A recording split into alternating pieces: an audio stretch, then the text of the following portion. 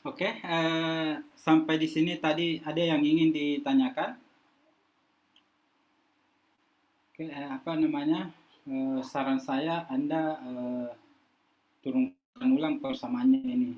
Oke, atau Anda buat catatan ulang supaya Anda bisa paham betul. Oke. Nah, nah sekarang ini kita kasusnya orang berenang.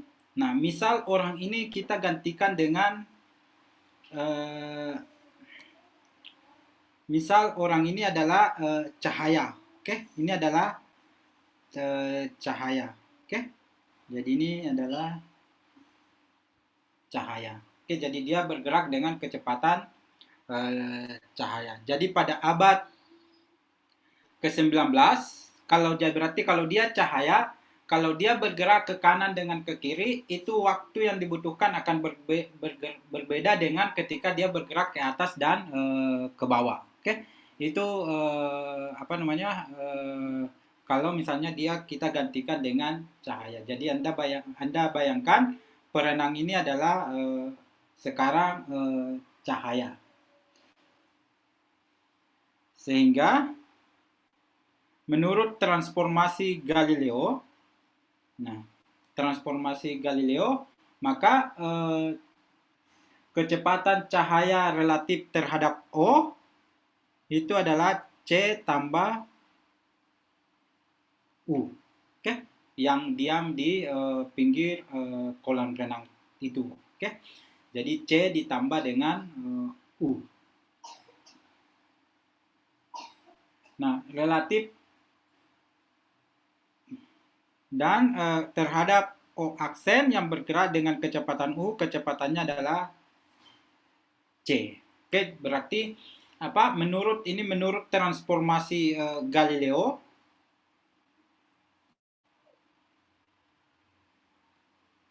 kecepatan cahaya itu berbeda antar satu pengamat. Jadi pengamat O dengan pengamat O aksen itu mengamati kecepatan cahaya yang berbeda. Nah, jika kita berada di bumi, ini perenang, Anda bayangkan tadi perenang yang tadi, perenang yang tadi kita gantikan dengan cahaya. Nah, ini cahayanya bergerak ke kanan dengan ke kiri. Dan cahaya yang bergerak ke atas, ke bawah, dan ke atas. Oke? Jadi kita apa analogikan dengan contoh yang tadi. Nah, kita pengamat yang diam di bumi itu bergerak, ini misalnya kita itu bergerak bersama dengan bumi dengan kecepatan U misalnya. Oke? Jadi kita itu bergerak dengan kecepatan U. Kita bergerak berotasi, misalnya kita ambil ke arah kanan. Oke? Nah, pada contoh sebelumnya itu ada misalnya air, itu adalah orang bergerak di dalam. Nah, pada abad ke-19, coba perhatikan, pada abad ke-19 fisikawan itu masih ragu apakah sebuah gelombang itu bisa merambat tanpa medium. Oke.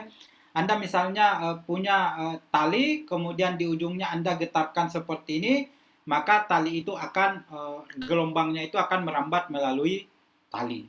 Oke. Misal di sebuah air yang tenang, Anda misalkan jatuhkan batu, maka gelombangnya itu akan merambat di permukaan air. Oke. Sehingga pada abad ke-19 itu fisikawan meragukan bahwa cahaya itu bisa merambat tanpa medium. Sehingga pada saat itu dihipotesiskan bahwa cahaya itu merambat melalui sebuah medium yang kita sebut dengan yang dikenal dengan ether. Oke. Jadi ini dihipotesiskan. Nah, persoalannya sekarang adalah bagaimana mendeteksi ether itu. Oke, bagaimana fisikawan bisa bisa membuktikan secara eksperimen bahwa ether itu memang ada. Oke, cahaya itu merambat melalui ether. Ether ini diam, ini invisible, tidak transparan menurut hipotesisnya, dan dia tidak mempunyai massa atau massless. Oke, sehingga kalau kita misalnya berada di atas bumi dan di permukaan dan di ruang ini dipenuhi dengan ether, maka menurut hipotesis ether kita harus merasakan anginnya, angin ether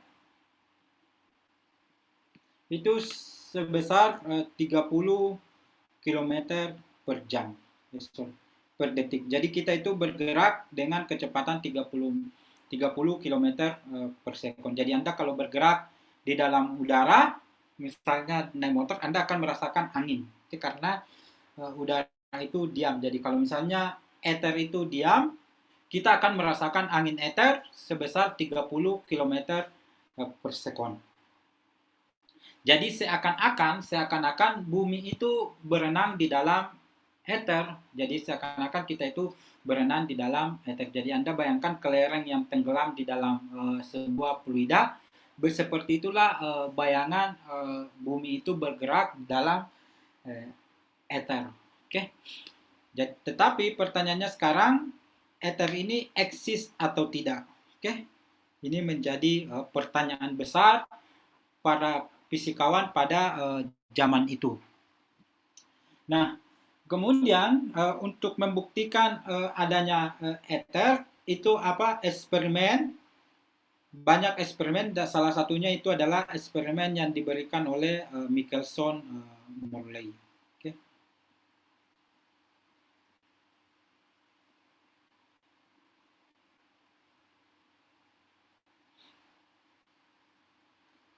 Nah, Michelson-Morley ini merancang sebuah eksperimen. Di sini ada sebuah sumber cahaya.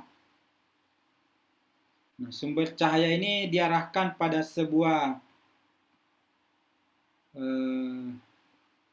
splitter. Ini splitter. Ketika cahayanya ini masuk ke sini, ini terbagi dua cahayanya, ada yang ke sana.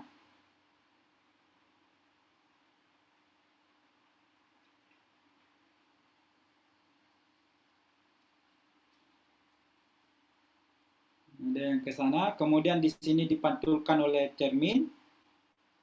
Kemudian ada yang ke bawah seperti ini. Ini juga di sini juga dipantulkan oleh cermin, sehingga cahayanya bergerak kembali ke atas seperti ini. Ini pantulkan ke atas. Oke.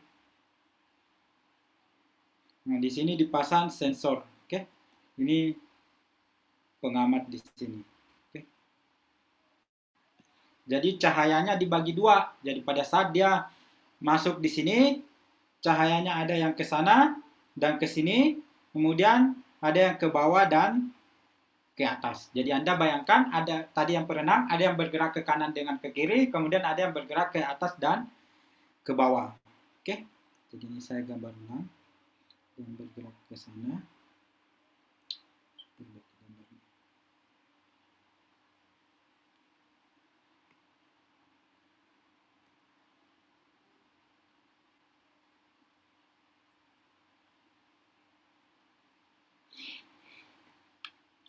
Nah, ini namanya interferometer Michelson-Morley. Ini dirancang pada tahun 1887. Oke, kita belum lahir. Nah, kontribusi perbedaan, coba perhatikan, karena ini ada dua buah cahaya, maka pengamat di sini ini akan mengalami mengamati interferensi, maka di sini akan muncul yang namanya fringe. Biasanya di seperti ini. Dulu waktu S1 saya pernah melakukan eksperimen Michelson-Morley ini. Oke.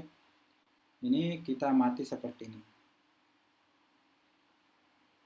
Nah, coba perhatikan ketika kita mengamati sebuah gelombang. Ini misalnya gelombang pertama seperti ini gelombang kedua seperti ini, maka gelombang hasil superposisinya akan saling menguatkan seperti ini. Maka di sana akan muncul perinji, oke? Terang itu yang merah. Kalau misalnya gelombang yang kedua ke bawah seperti ini, maka hasil interferensinya merupakan sebuah garis lurus saling meniadakan. Oke. Nah, di sini ada perbedaan fase. Jadi perbedaan fase ini akan sangat menentukan apakah gelombang itu berinterferensi konstruktif atau destruktif. Jadi perbedaan fase ini akan sangat menentukan. Nah, kontribusi terhadap perbedaan fase ini, coba perhatikan, kontribusinya ini bisa berasal dari perbedaan fasenya. Ini bisa berasal dari kalau misalnya di sini kita titik A, B, dan C. Oke. Nah, perbedaan fase yang pertama itu bisa berasal dari A, perbedaan antara AB tidak sama dengan AC. Oke, jadi kalau AB tidak sama dengan AC, itu tidak berbeda. Oke, tidak sama itu perbedaan fase. Perbedaan yang kedua, ini sekaligus menguji keberadaan ether.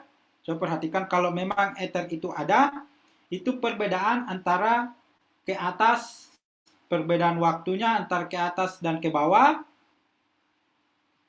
dan ke kanan dan ke kiri.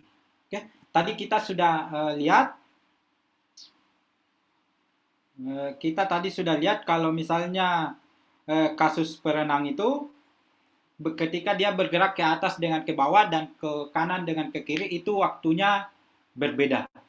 Oke, jadi perbedaan waktu ini akan memberikan kontribusi. Oke, ini perbedaan waktu. Nah, perbedaan waktu ini, jadi ini masih masih anggapan ya. Ini saya tegaskan ini masih anggapan. Jadi kalau misalnya ether itu ada, maka perbedaan T yang nomor 2 itu harus bisa diamati.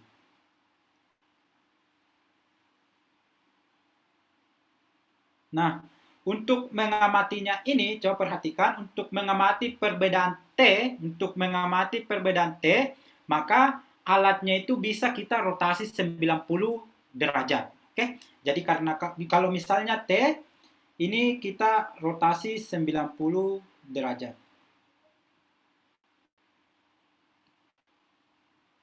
Nah, alatnya dirotasi 90 derajat, yang tadinya ke atas ke bawah jadi ke samping dan ke kanan. Jadi sekarang yang ini kalau ini dirotasi, yang ini menjadi ke atas dan ke bawah, kemudian yang ini menjadi ke kanan dan ke kiri.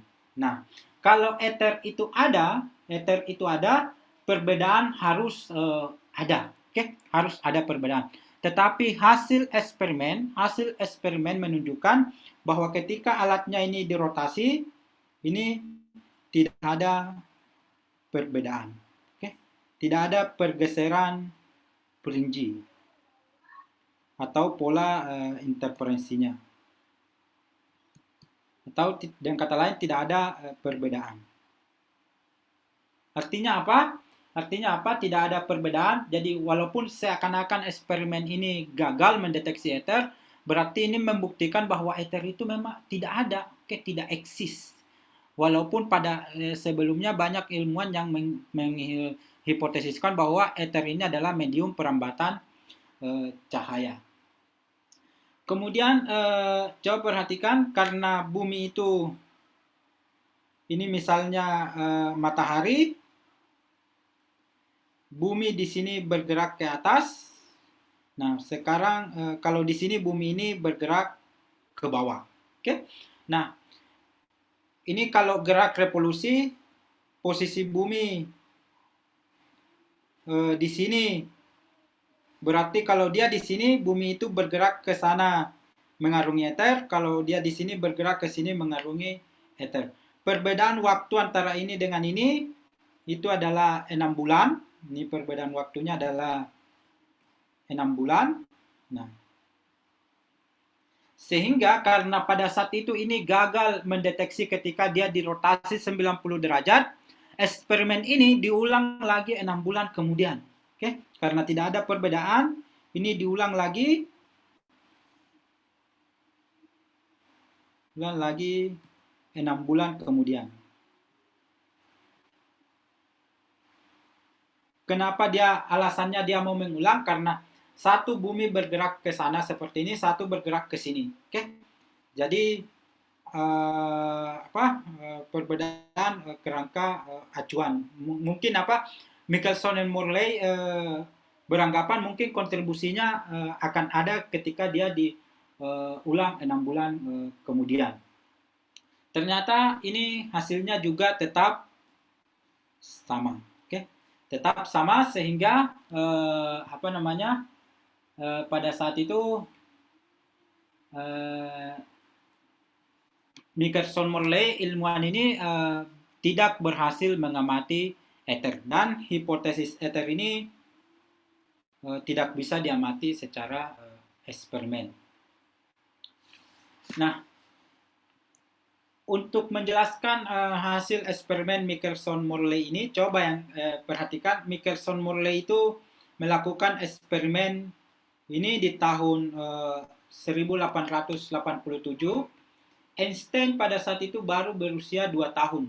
Oke, jadi Einstein itu baru berusia 2 tahun. Nah, pemecahan masalah ini diberikan oleh Einstein melalui teori relativitas khusus. Oke, jadi Einstein itu teori relativitas khususnya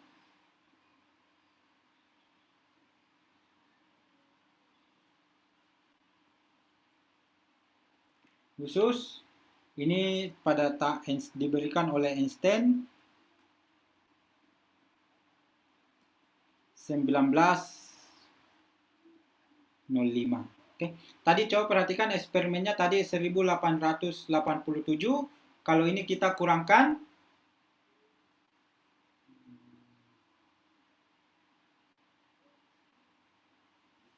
18, jadi 18 tahun eksperimennya itu baru bisa dipecahkan. Oke. Jadi kalau Anda misalnya nanti, jadi fisika itu perkembangannya tidak instan. Jadi terkadang membutuhkan waktu yang lama. Saya kira Anda belajar juga yang seperti ini di sejarah fisika, oke, di mata kuliah sejarah fisikanya. Nah, Einstein memberikan 2 postulat. Oke, postulat yang pertama, hukum-hukum fisika. Ini.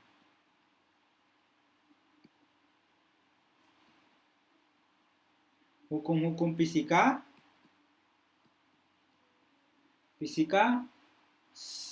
sama pada semua kerangka acuan inersial.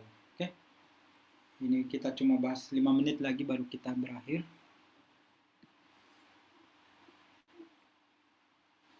Acuan inersial.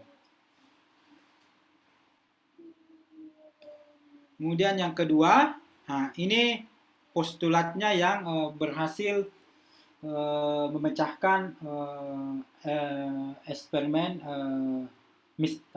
ketidaksesuaian hipotesis ether dengan eksperimen Michelson-Morley. Oke. Itu kecepatan cahaya, ini berkaitan dengan kecepatan cahaya.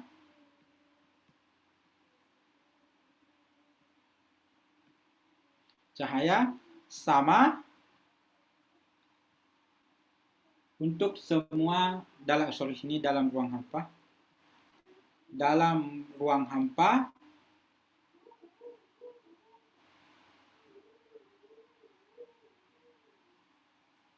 sama untuk semua kerangka acuan inersial.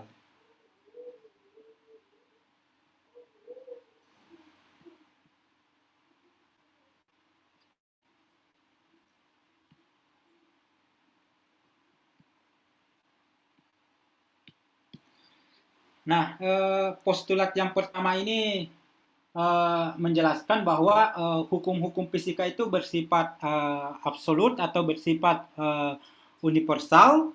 Jadi ini kata lainnya, ini hukum-hukum fisika ini bersifat universal, okay?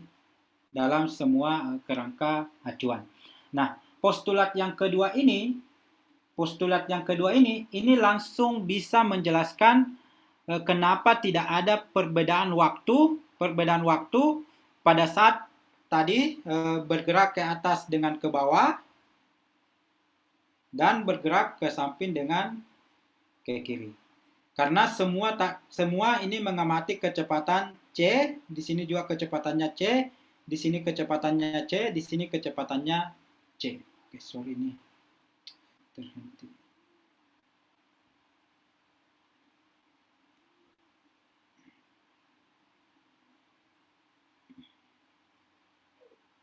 Jadi kenapa tadi tidak terjadi perbedaan perinci? Karena semua baik ketika bergerak ke atas, bergerak ke bawah, pengamatan diam dan pengamatan bergerak itu semua mengamati C. Jadi menurut postulat Einstein, yang ini tadi semua diganti dengan C. Yang ini semua diganti dengan C, ini semua diganti dengan C, ini semua diganti dengan C. Sehingga tidak terjadi perbedaan waktu antara ke sini dengan ke atas dengan ke bawah. Itu kalau kecepatan cahaya. Jadi tidak ada perbedaan waktu antara ini dengan ini, sehingga tidak ada pergeseran perinci pada interferometer Michelson-Morley. Oke. Nah, dengan adanya teori relativitas khusus ini, kita bisa membuang dalam tanda kutip ini hipotesis ether ini ternyata tidak ada. Oke, jadi ether itu bisa kita lupakan. Oke, dengan adanya teori relativitas khusus ini. Jadi ini yang mungkin berlawanan. Ini kalau misalnya perbedaan utamanya, saya perhatikan dengan transformasi Galileo. Misal ini A, B, C. A ini bergerak ke sana, C ini bergerak ke sini, B ini diam. Kemudian ada cahaya bergerak ke sana dengan kecepatan C, ini bergerak C per 4, maka menurut Galileo, ini kecepatan yang dia amati adalah C ditambah C per 4, kemudian di sini C dikurang C per 4. Oke, ini menurut Galileo. Ini menurut Galileo. Ini menurut fisika klasik. Tetapi menurut teori relativitas khusus, TRK, baik A, B, dan C ini mengamati kecepatan cahaya yaitu sebesar C. Oke, itu apa inti dari postulat yang kedua. Oke, sampai di sini ada yang ingin ditanyakan? Sorry, ada yang ingin ditanyakan?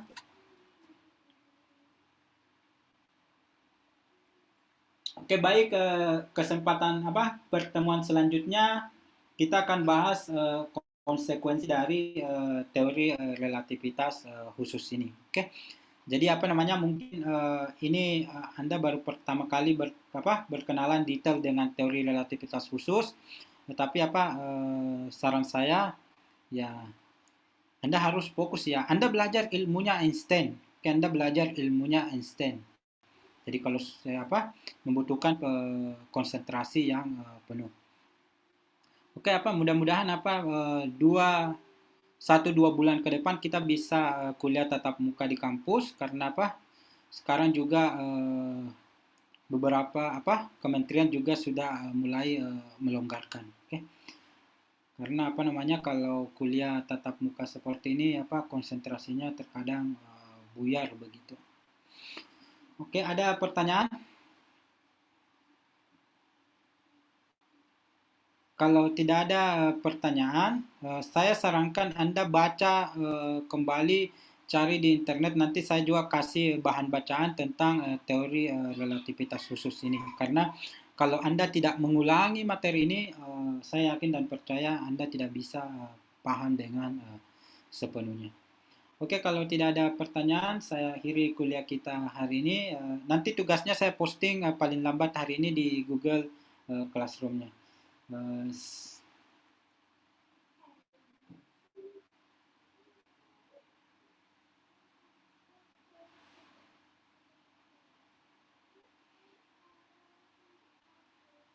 Oke, sekian untuk pertemuan hari ini. Saya akhiri. Assalamualaikum warahmatullahi wabarakatuh. Waalaikumsalam. Jangan dulu, saya lupa absen. Berapa orang yang hadir? Jangan dulu ya. Sabar sejenak.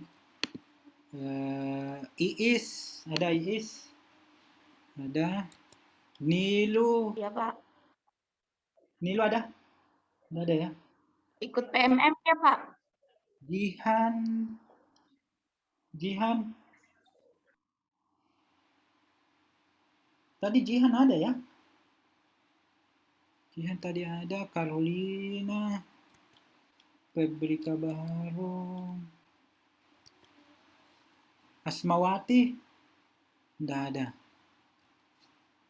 Naldo. Ada. Novi Marliani. Marhani. Oke. Oke, saya tutup.